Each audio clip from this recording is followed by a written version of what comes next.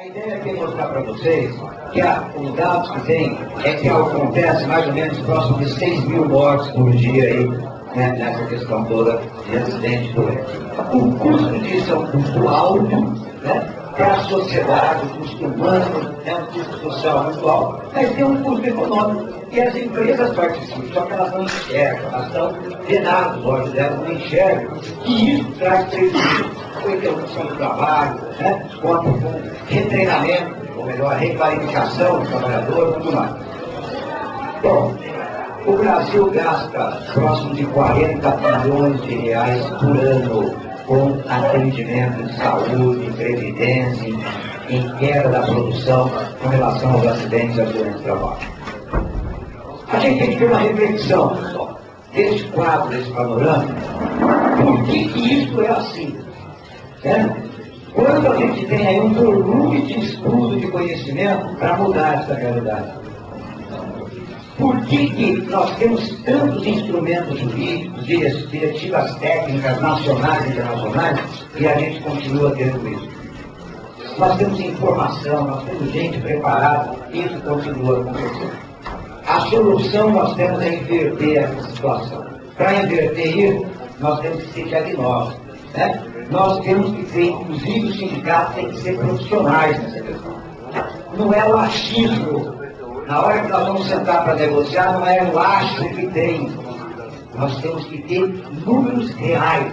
Mas nós temos que ter oportunidade de se preparar para buscar isso e também ter como entrar no processo para buscar essas informações que muitas vezes não nos facilitam. E vocês sabem disso. Certo? Nós precisamos eliminar o risco e nós temos que mobilizar todas as forças da organização, as comunidades científicas, a sociedade de maneira geral, nesse processo. O desafio que eu acho que a gente tem é vontade política mais sólida para melhorar os padrões. Segurança e saúde tem que ser prioridade na agenda de governo, das empresas, mas tem que ser prioridade na agenda sindical. Infelizmente, eu já tenho mais de quase 30 anos no movimento sindical, não é prioridade em muitos sindicatos. Até por falta de preparo, de desconhecimento, né? E outras coisas mais que a gente sabe por aí, né? Mas nós temos aí, ó, ter melhores oportunidades para a educação e informação no posto de trabalho, entender a importância da educação, né? Porque cada dia muda o processo, nós temos que conhecer mais coisas e tem que formar formadores. Nós temos que multiplicar.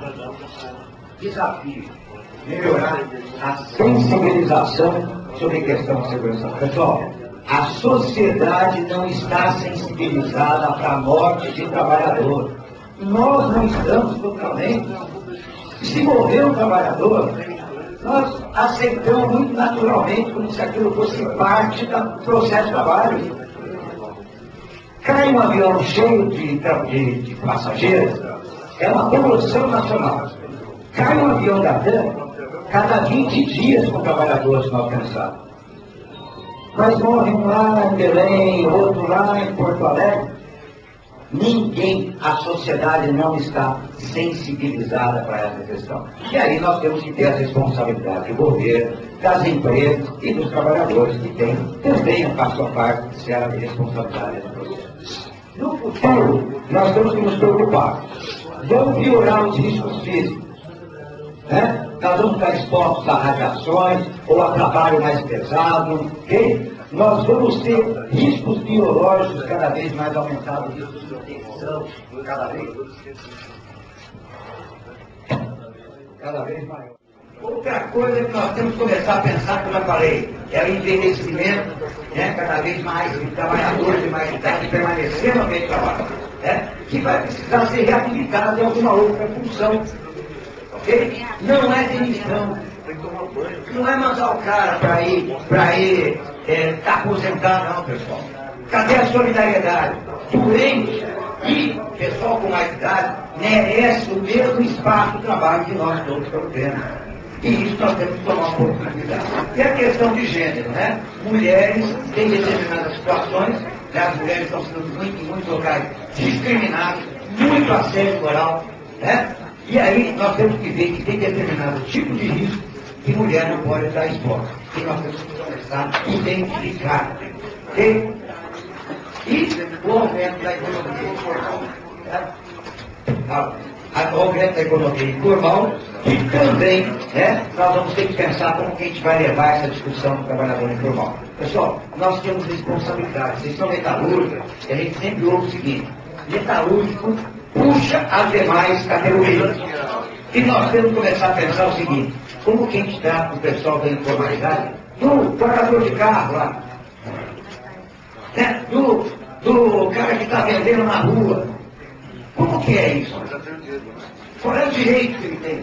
Como que nós vamos brigar por isso? Ok? Bom, não esquecer de uma outra questão que é prioridade do movimento sindical e nesse momento de crise é importante: meio ambiente. Sindicato tem que começar a discutir a questão de meio ambiente, os reflexos que tem na produção. Pode ser uma resposta justamente para a gente preparar mecanismo de enfrentar essa situação.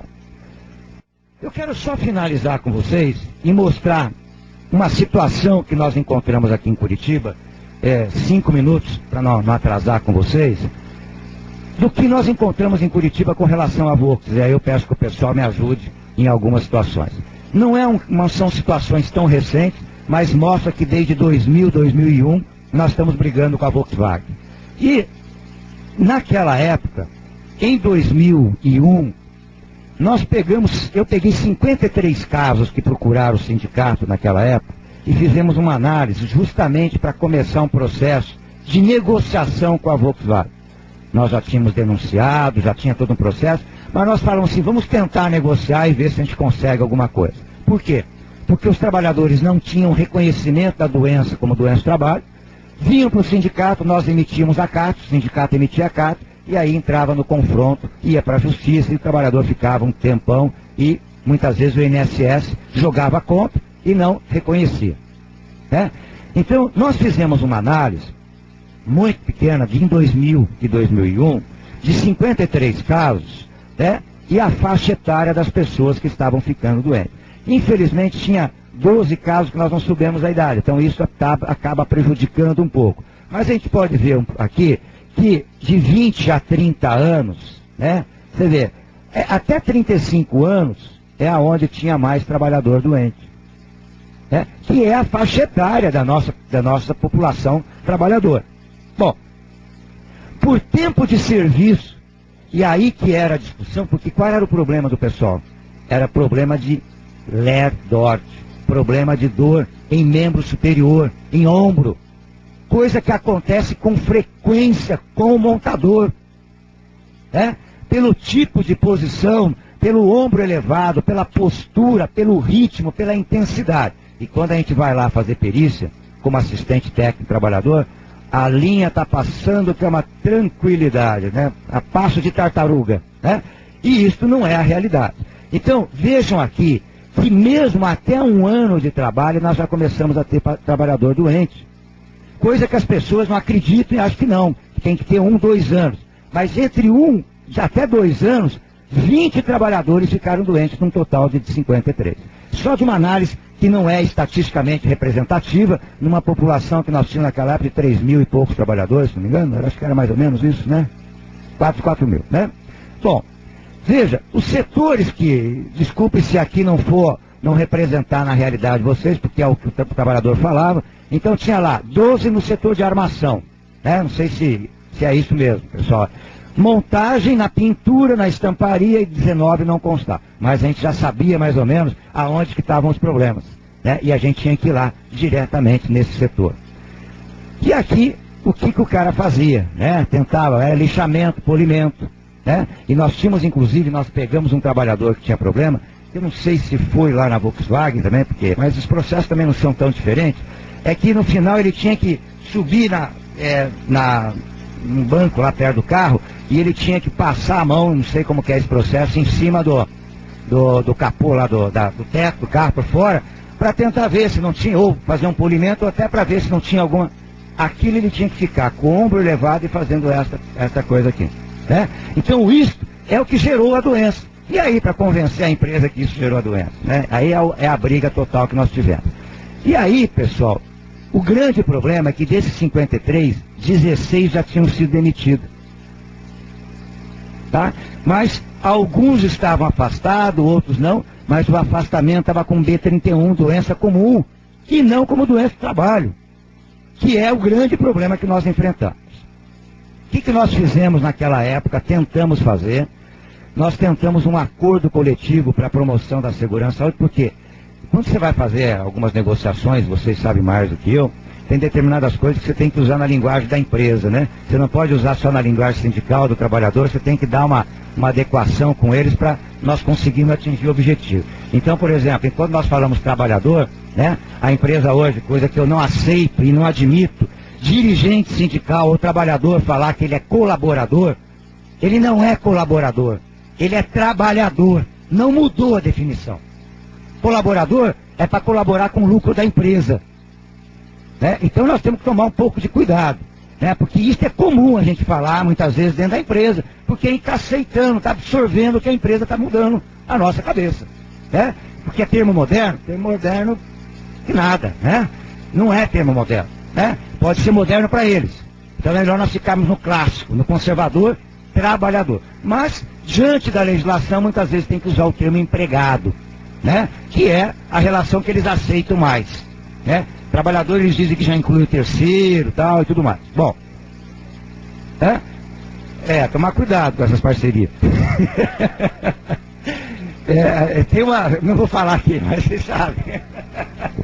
Tem umas parcerias aí que só um leva vantagem, né?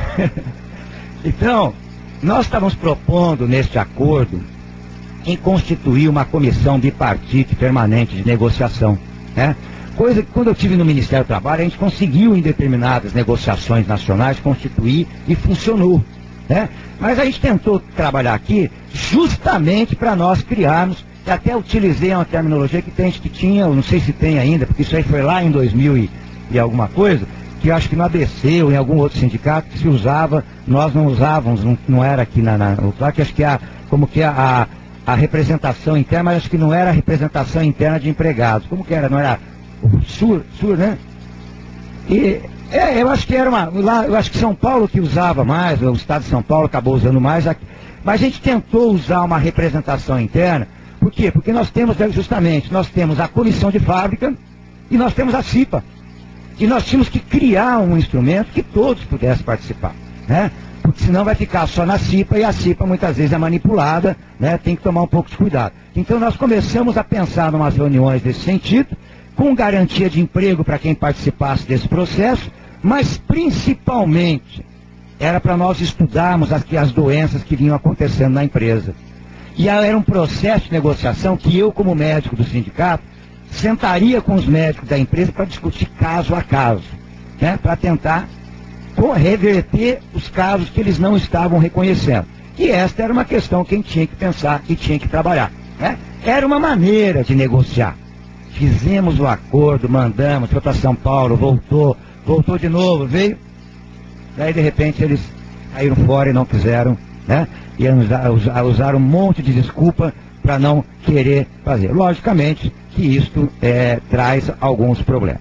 Bom, em 2005 e 2006, pessoal, só para finalizar, o governo do estado aqui criou uma força-tarefa para analisar um monte de casos, desculpa o termo, mas a quantidade enorme de trabalhadores afastados das montadoras.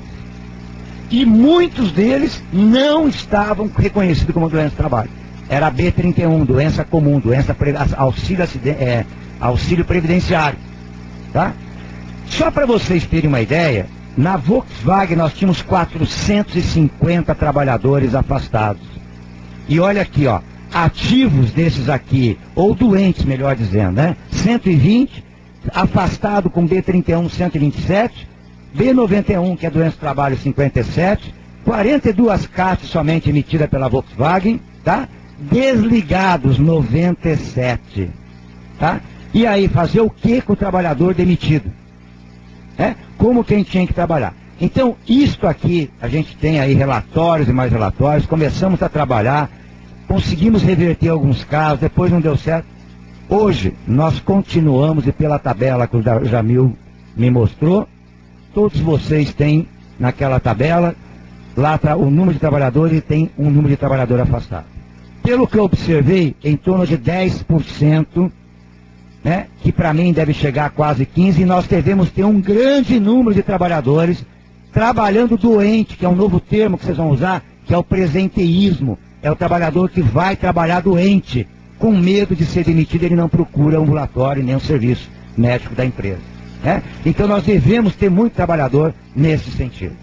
Então, pessoal, eu acho que nós temos que lutar com esse direito à vida. Né? E aqui tem umas falas que está sendo discutido aqui, está sendo divulgado no mundo inteiro, dizendo que a vida é muito preciosa, né? E é muito valiosa. Uma boa qualidade de vida não tem preço. Uma boa qualidade de vida não consiste unicamente em limitar-se a estar vivo. Somente podemos alcançá-la com boa saúde física, mental e um bem-estar social adequado. Temos que viver bem e dignamente. Nós não podemos aceitar nosso bem-estar pelo mero fato de estarmos exercendo nossa atividade profissional. O que nos pagam por nosso trabalho, pessoal, não significa que devemos correr o risco e os perigos, porque eles podem ser evitados. E não significa receber insalubridade. Lógico que eu não vou falar isso numa assembleia que eu vou ser apedrejado. Mas nós temos que começar a discutir isso no movimento sindical. Insalubridade não deve existir. Nós temos que ter ambiente saudável, seguro. Logicamente que o pagamento de adicional de insalubridade está incorporado no orçamento familiar. Não é reduzir, né? É direito adquirido. Mas nós temos que exigir melhoria do ambiente de trabalho, pessoal. Não é receber um R$100 para ficar exposto a amianto. Então, isto nós temos que começar a pensar. Então, nós temos direito de construir aí um lugar seguro, um lugar saudável, um lugar feliz, também dentro do nosso ambiente de trabalho. Eu acho que nós estamos construindo o nosso futuro, mas nós temos que fazê-lo aí com dignidade e com respeito aos nossos direitos.